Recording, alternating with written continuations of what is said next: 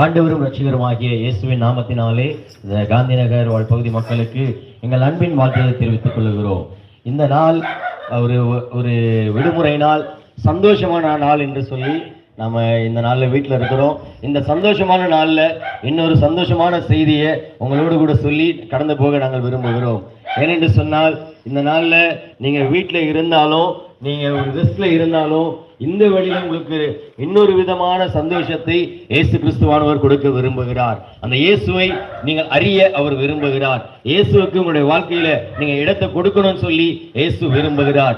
ஏனென்று சொன்னால், இயேசுவை ஏற்றுக்கொண்டு இயேசுவுக்கு எங்களுடைய வாழ்க்கையில இடம் கொடுத்து நாங்கள் பெற்றுக்கொண்ட நன்மைகளை, நாங்கள் பெற்றுக்கொண்ட ஆசீர்வாதங்களை நீங்களும் பெற வேண்டும் என்று சொல்லி இயேசு கிறிஸ்து விரும்புகிறார். அதற்காகத்தான் இந்த காலை வேளையில உங்கள் மத்தியில நாங்கள் வந்து பேசிக் கொண்டிருக்கிறோம். இந்த சத்தம் உடைய செவிகளில் விழுந்து கொண்டிருக்கிறது. நீங்கள் யாரா இருந்தாலும், எந்த நிலையில் இருந்தாலும், எப்படிப்பட்ட சூழ்நிலையில் இருந்தாலும், இயேசு உங்களை நேசிக்கிறார்.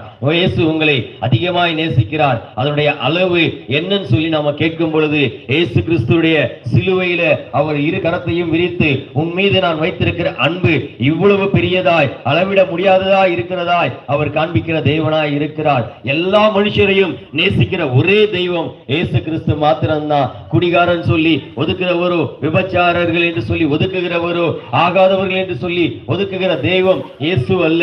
இயேசுவானவர் எல்லாரையும் நேசிக்கிற, எல்லாரையும் அரவணைக்கிற ஒரே தெய்வமாய் இருந்தார். ஏனென்று சொல்லி பார்த்தால், இயேசு கிறிஸ்து இந்த உலகத்துல வாழ்ந்த அந்த நாட்கள்ல அவர் அநேக நபர்களை சந்தித்தார். அதுல குறிப்பாய் வேதத்துல சில நபர்களை குறிப்பிடப்படுகிறது.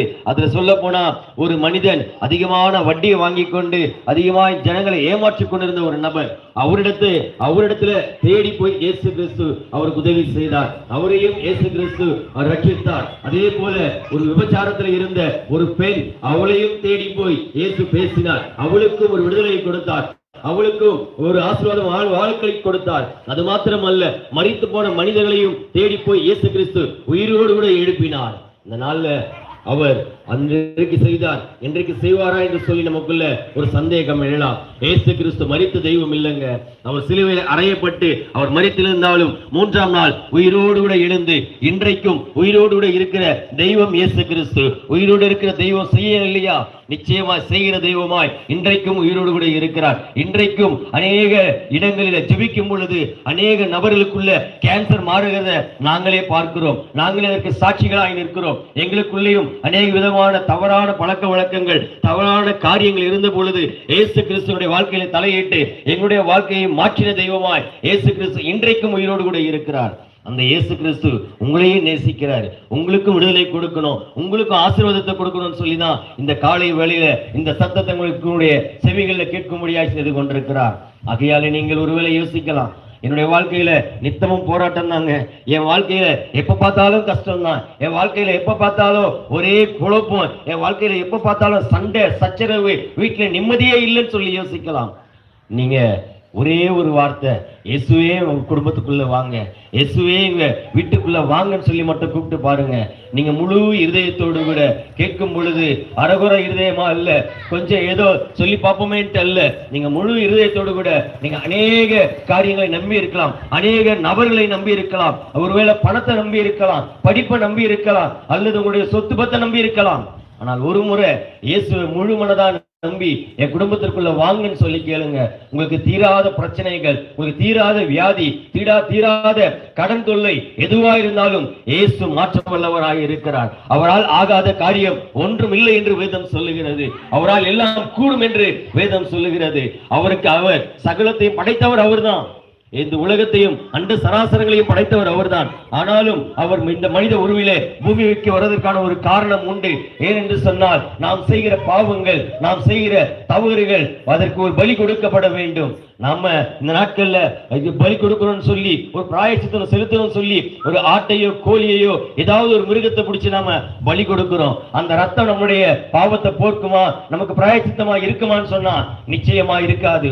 ஒருவேளை அந்த ஆட்டுக்கோ அல்லது அந்த கோழிக்கோ அல்லது அந்த மிருகத்திற்கோ வாய் இருந்து நீ என்னுடைய பாவத்திற்காக மரிப்பாயா என்று கேட்டா அது நிச்சயமா சொல்லும், உன்னுடைய தப்புக்கு நான் ஏன் சாகணும்னு சொல்லி கேட்கும். ஏனென்று சொன்னால் நாம யாரும் நமக்காக யாரும் மரிக்க ஆயத்தமா இல்லை. ஆனால் கடவுளாய் இருந்தாலும் சர்வ பூமியை படைத்திருந்தாலும் அவர் ஒரு குற்றமும் செய்யாமல் பரிசுத்தமான தன்னுடைய ரத்தத்தை சிந்தினால்தான் நம்முடைய பாவங்களுக்கு அது விலைக்கரையமாய் இருக்கும் என்று சொல்லி அவர் தன்னைத்தானே தாழ்த்தினவராய் இந்த பூமியிலே மனித அவதாரமாய் வந்தவர் ஒரு குற்றமும் இல்லாதபடி வாழ்ந்து நம்முடைய பாவங்களுக்காகவும் நம்முடைய சாபங்களுக்காகவும் அந்த சிலுவையிலே எல்லா கஷ்டங்களையும் அனுபவித்து எல்லா பாடுகளையும் பெற்றுக்கொண்டு அவர் மரித்ததோடு கூட நிற்கவில்லை, 3ஆம் நாள் உயிரோடு கூட இருந்து இன்றைக்கும் இருக்கிறார். ஆகையால் அந்த இயேசு கிறிஸ்துக்கு உங்க வாழ்க்கையில் இடம் கொடுத்து பாருங்க.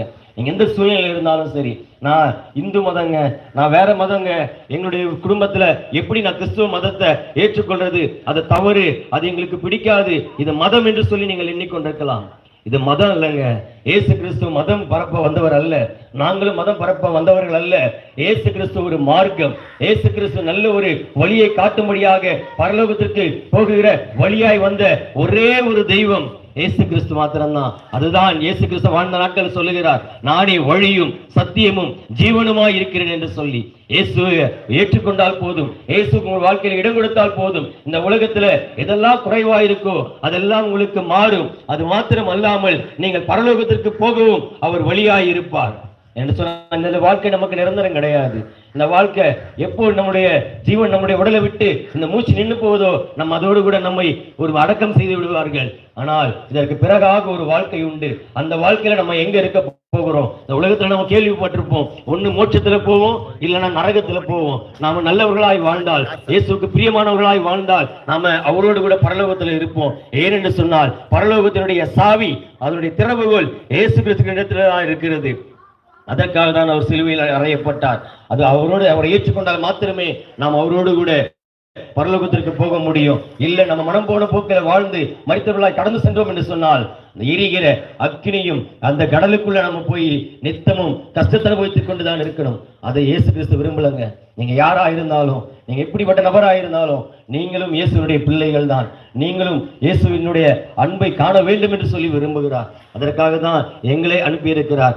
நாங்கள் எப்படி இயேசுடைய அன்பை ருசித்தோமோ, நாங்கள் இன்றைக்கு மரித்தாலும் பரலோகத்திற்கு போவோம் என்ற நிச்சயத்தோடு வாழ்கிறோமோ, அதே நிச்சயத்தை நீங்களும் பெற்றுக்கொள்ளணும். அதே சமாதான வாழ்க்கையை நீங்கள் பெற்றுக்கொள்ளணும்னு சொல்லி ஆண்டவர் விரும்புகிறார்.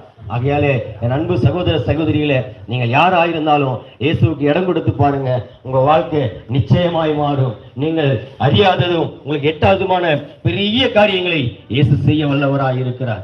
ஆகையால நீங்க எந்த நிலையில இருந்தாலும், எந்த சூழ்நிலையில் இருந்தாலும், எந்த பிரச்சனையோடு கூட இருந்தாலும், ஒரே ஒரு வார்த்தை இந்த வேளையில உங்களுடைய இதயத்துல கையை வச்சுக்கிட்டு, இயேசுவே என் குடும்பத்திற்குள்ள வாங்க, இயேசுவே உங்களுடைய வாழ்க்கைக்குள்ள வாங்கன்னு கேளுங்க. ஒரு பெரிய மாற்றத்தை சீக்கிரத்துல காண்பீங்க. உங்களுக்காக நாங்க ஜெபம் பண்ண போறோம். நிச்சயமாய் ஒரு மாற்றம், ஒரு ஆசீர்வாதம், ஒரு நன்மை நீங்கள் பெற போறீங்க. உங்களுக்காக ஜெபம் பண்ண போறோம். ஒருவேளை உங்களுக்கு விருப்பம் இருந்ததுன்னு சொன்னா நீங்க இங்க வந்து ஜெபிக்கலாம். அல்லது அருகாமையில் உங்களுக்கு நாங்கள் பேசுனதுக்கு அப்புறம் ஒரு விலாசம் சொல்லப்படும். அந்த விலாசத்துல வந்து கூட நீங்க இயேசுவை குறித்து அதிகமாக தெரிந்து கொண்டு ஜெபிக்கலாம். இப்பொழுது நாங்கள் உங்களுக்காக ஜெபிக்கிறோம். நீங்க உங்களுடைய இருதயத்துல கையை வச்சுக்குங்க. இப்பொழுது இயேசுக்கு இடம் கொடுங்க. ஒரு மாற்றத்தை காண்பீங்க. ஜெபிக்கலாம். மகா பரிசுத்தம் நிறைந்த நல்ல தகப்பனே, இந்த நல்ல ஆசீர்வதிக்கப்பட்ட இந்த காலை வேளைக்காய் நன்றி செலுத்துகிறோம். இந்த காந்தி நகர் பகுதியை நீர் நேசித்து, இந்த மக்களை நீர் நேசித்து ஆண்டவரே இவருடைய வாழ்க்கையை மாற்ற வேண்டும், ஆசீர்வாதத்தை கொடுக்க வேண்டும், அதோடு கூட பரலோகத்தையும் இவர்கள் அனுபவிக்க வேண்டும் என்று சொல்லி எங்களை ஆண்டவரே நீர் அனுப்பினீர் அல்லவா, சொல்லும்படி எங்களை அனுப்பினீர் அல்லவா. யாரெல்லாம் இந்த வேளையில இன்னொரு கஷ்டத்தோடு கூட, சஞ்சலத்தோடு கூட, வருத்தத்தோடு கூட காணப்படுகிறார்களோ, யாரெல்லாம் என் வாழ்க்கை மாறாதா, என் வாழ்க்கையில் ஒரு நன்மை வராதா என்று சொல்லி எதிர்பார்த்து நிற்கிறார்களோ, யாரெல்லாம் இப்பொழுது இயேசுவினுடைய குடும்பத்துல வாங்க, இயேசுவினுடைய வாழ்க்கையை தலையிடுங்க கேட்கிறார்களோ, அவளுக்குள்ளே நீ தலையிடுவீராக, உன் குடும்பத்துக்குள்ள நீர் வருவீராக, ஒரு மாற்றம் உண்டு பண்ணுவீராக. நீர் அப்படி செய்ய போவதற்காக நன்றி செலுத்துகிறோம். யாரெல்லாம் ஆண்டவர் பலவீனர்களாக இருக்கிறார்களோ நீர் பலப்படுத்துவீராக, நீர் பொறுப்பெடுத்துக் கொள்ளும் ஆண்டவரே. நீரே இந்த பகுதி ஆசீர்வாதத்தை நடத்த வேண்டுமாய் ஆண்டவரே உமக்கே நன்றி செலுத்தி இயேசுவின் நாமத்தினாலே ஜெபிக்கிறோம் நல்ல பிதாவே. மேலும் இயேசு கிறிஸ்துவை அதிகமாய் அறிந்து கொள்ள காந்தி நகர் 24வது தெருவில் அமைந்துள்ளது இயேசுவின்